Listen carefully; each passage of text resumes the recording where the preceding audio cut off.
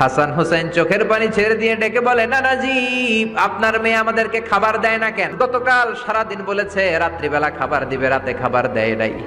আমাদেরকে বলেছে তোমরা ঘুমিয়ে যাও, আমি রান্না করি সকালে দিব। ঘুমায় গেলাম, সকালবেলায় খাবার চাইলাম, আপনার মেয়ে ফাতেমা তখন আমাদেরকে খাবার দেয় না। দাদা, আমরা ছোট্ট দুইটা মানুষ ক্ষুধার জ্বালায় বেহুশ হয়ে যাই, আর সহ্য করতে পারি না, আপনার মেয়ে খাবার দেয় না।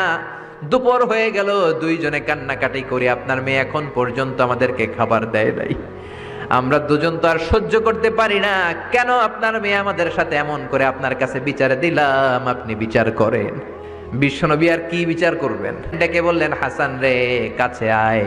বিশ্বনবী শাম দেশের জুব্বা পড়তেন, শাম দেশের জুব্বাটা উপরের দিকে উঠালেন, হাসান রে দেখালেন, এই তো দেখ তোর নানার পেটের মধ্যে 3টা পাথর বাঁধা। একদিন না খেয়ে থাকার কারণে তোদের পেটে এত জ্বালা, এত কষ্ট।